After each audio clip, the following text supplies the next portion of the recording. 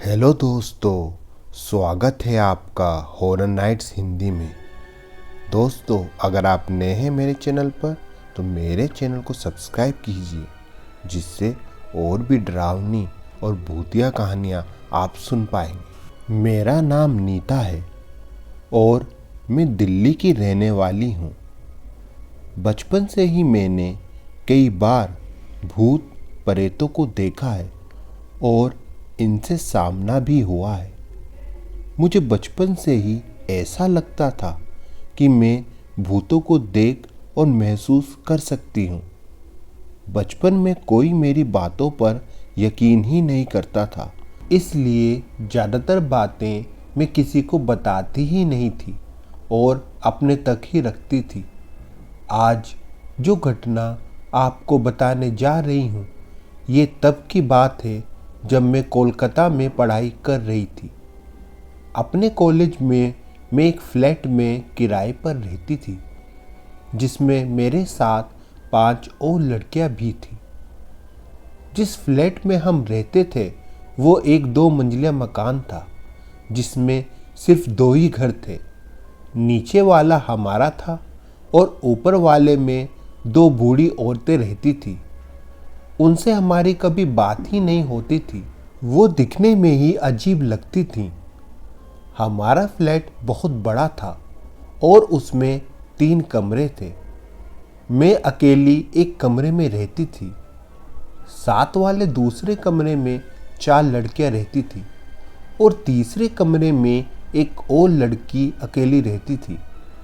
तीनों कमरे के बीच में डाइनिंग एरिया था और उसके ठीक सामने किचन था।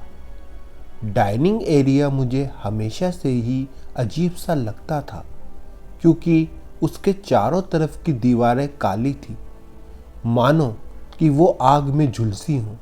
साथ वाले कमरे की तीनों लड़कियां कॉल सेंटर में काम करती थी, इसलिए वो रोज रात में 2 बजे तक ही वापस आती थी।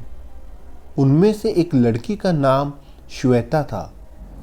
उस रात श्वेता, मैं और तीसरी कमरे वाली लड़की देर रात तक जाग रहे थे और बातें कर रहे थे। बातों बातों में पता ही नहीं चला कि कब रात के 2 बज गए। इसी बीच बाकी तीनों लड़कियां नेहा, फातिमा और मनदीप भी ऑफिस से वापस आ गई और उन्होंने घंटी बजाई। हमारा मेन गेट काफ़ी बड़ा था और उसको खोलने के लिए हमें अपने फ्लैट से नीचे उतर के जाना पड़ता था। श्वेता और वो तीसरे कमरे वाली लड़की गेट खोलने नीचे गई। मैं फ्लैट में अकेली ही थी तब। अचानक वो तीनों भागती हुई वापस आई। मैंने हैरानी से उनसे पूछा, क्या हो गया? उन्होंने मेरी तरफ देखा और बोला, नीता, तुमने इतनी ज़ोर से क्यों चीखा? और हमने अजीब सी आवाज़ें भी सुनी। मैं हैरान थी, मैंने चीखा ही नहीं था और इतनी रात के सन्नाटे में मुझे कोई चीखने की आवाज़ ही नहीं आई। ये घटना हम सभी को बहुत अजीब लगी, लेकिन फिर कुछ दिन में हम सब भूल गए। कई दिन गुजर गए, हम उस बात को भूल ही गए थे। ना ही हमें वो आवाज़ फिर से सुनाई दी, लेकिन जब भी हम में से कोई भी फ्लैट पर अकेला होता था, हमें हमेशा ऐसा महसूस होता था कि हमारे साथ कोई है, कोई हमें देख रहा है।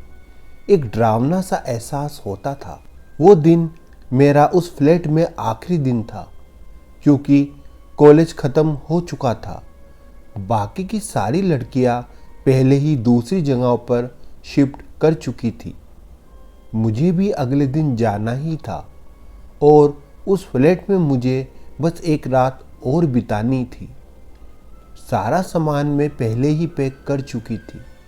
सिर्फ एक गद्दा था जिसको मैंने सोने के लिए रखा था और कुछ कपड़े निकाल के रखे थे जो कि मुझे अगले दिन पहनने थे। रात के करीब 12:30 बजे थे। मैं गद्दे पर लेटी हुई थी, जो कि फर्श पर बिछा था। मैं फ़ोन पर बात कर रही थी। कमरे का दरवाज़ा बंद था अचानक मैंने देखा कि कमरे का दरवाज़ा अपने आप खुल गया। वो कोई हल्का दरवाज़ा नहीं था, बल्कि बहुत भारी दरवाज़ा था जो कि हवा से खुल ही नहीं सकता था। दरवाज़ा खुलते देख मैं बहुत सहम गई, क्योंकि उसके साथ ही मुझे ऐसा महसूस हुआ कि कमरे में कोई घुस गया है। मैं बहुत अच्छे से महसूस कर पा रही थी कि कमरे में मेरे साथ और कोई भी है। मेरा रोंग रोंग खड़ा हो गया और दिल में अजीब सी दहशत भर गई। मैं डर के मारे हिल भी नहीं पा रही थी। हिम्मत करके मैंने अपना फ़ोन नीचे रखा। मैं गद्दे पर ही लेटी हुई थी। बिल्कुल सन्नाटा था। मैं किसी के सांस लेने की आवाज़ अच्छे से सुन सकती थी। मैं फर्श पर किसी के चलने की आवाज़ भी सुन रही थी। आवाज़ बहुत साफ आ रही थी और मुझे पता था कि मैं कोई सपना नहीं देख रही हूँ। मैं अपने पूरे होश में थी।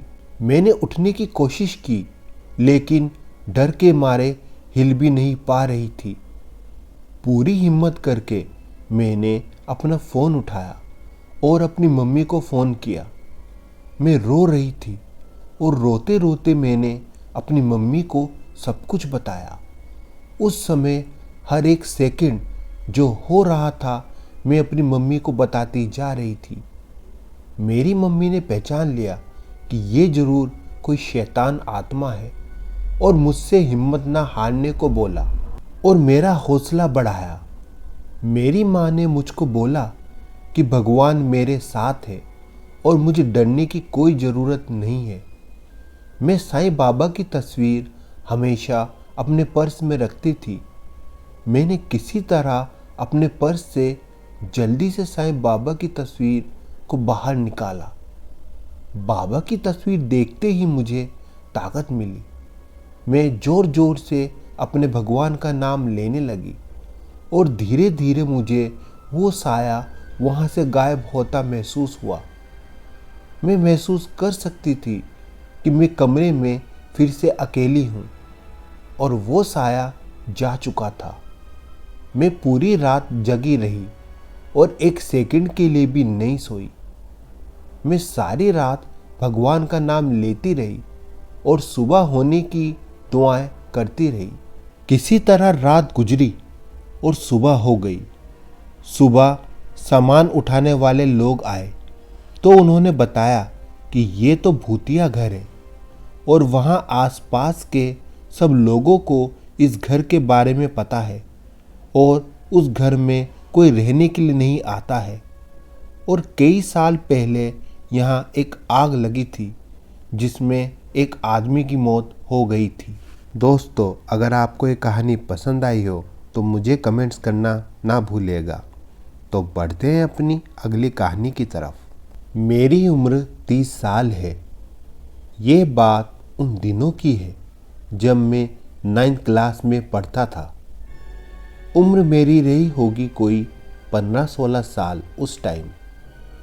फैमिली में मम्मी पापा, मैं और मेरी छोटी बहन थी जो मुझसे 2 साल छोटी थी। पापा की गवर्नमेंट जॉब है। उस टाइम हम सरकारी स्टाफ क्वार्टर में ही रहा करते थे।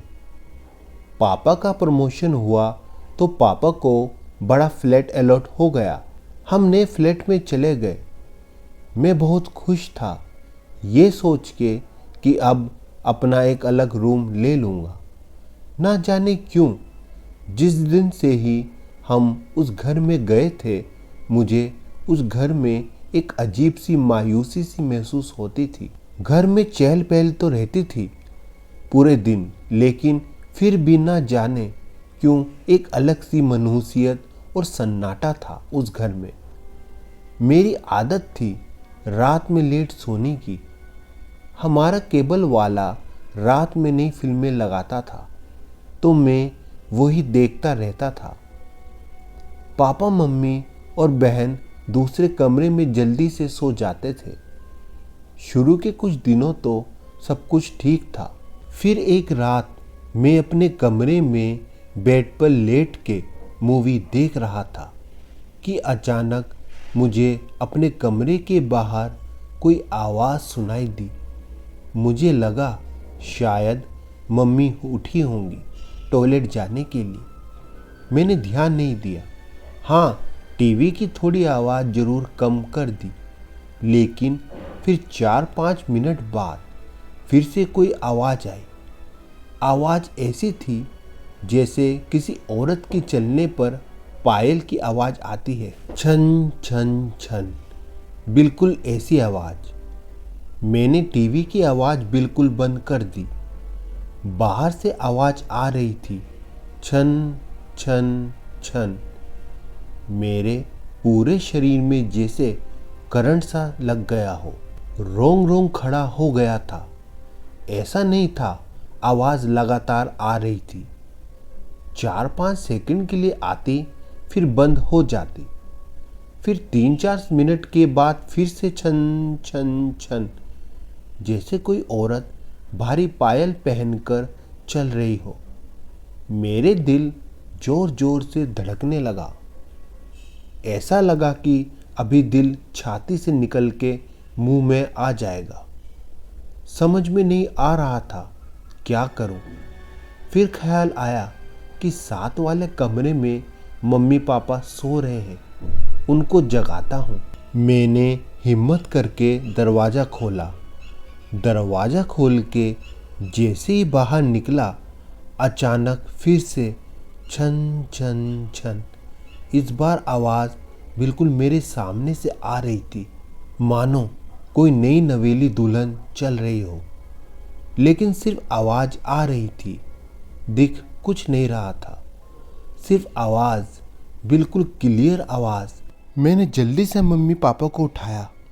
पापा इन सब चीज़ों को बिल्कुल नहीं मानते थे और वैसे भी उस टाइम सब नींद में थे। किसी ने ध्यान ही नहीं दिया मेरी बात पर। फिर मैं मम्मी पापा के रूम में ही सो गया। फिर 3-4 दिन निकल गए, कुछ नहीं हुआ। फिर एक रात अचानक फिर से वही आवाज़, छन छन छन। आवाज़ हर रोज़ नहीं आती थी, ना ही कभी कुछ दिखता था, सिर्फ आवाज़। धीरे धीरे मुझे भी आदत सी पड़ गई। कोई फिक्स टाइम भी नहीं था आवाज़ सुनाई देने का। कभी 10 बजे, कभी 10:30, तो कभी 11, किसी भी टाइम आती थी। लेकिन एक बात पक्की थी कि वो आवाज़ सिर्फ मुझको ही सुनाई देती थी और किसी को नहीं। आवाज़ सुन के मैं बहुत डर जाता था, लेकिन उस घर में कभी कुछ बुरा नहीं हुआ हमारे साथ, सब नॉर्मल ही रहा। फिर 8-9 महीने बाद पापा को दूसरा फ्लैट मिल गया और हम वहाँ शिफ्ट हो गए। उस फ्लैट में हमारी जगह एक फैमिली आ गई। वो हमारी जानने वाले ही थे, क्योंकि एक ही स्टाफ से थे। उनका लड़का मेरा अच्छा दोस्त था। एक दिन वो अंकल हमारे घर आए और हमसे पूछा कि क्या आपको कभी उस घर में कोई आवाज़ सुनाई दी। बस ये बात सुनकर मुझको यकीन हो गया कि वो मेरा वहम नहीं था। उन अंकल की पूरी फैमिली ने वो आवाज़ सुनी है। तब जाकर मम्मी पापा को यकीन आया कि मैं झूठ नहीं बोलता था। फिर उन लोगों ने अपने घर में पूजा करवाई। किसी से पूछा कि क्या दिक्कत है उस घर में, तो पता चला कि उस घर में एक नहीं, 2 नहीं, 6 आत्माएं रहती थी। आज इस बात को 13-14 साल हो चुके हैं।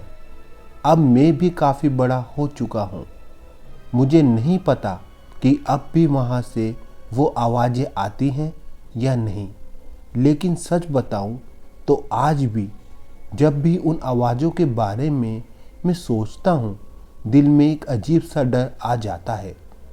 शुक्र है कि अभी हम जिस घर में रह रहे हैं वहाँ ऐसा कुछ नहीं है। तो दोस्तों, अगर आपको ये कहानी पसंद आई हो तो मेरे चैनल को सब्सक्राइब करना ना भूलिएगा, साथ में कमेंट्स भी ज़रूर करिएगा। तो मिलते हैं आपसे अगली कहानी में।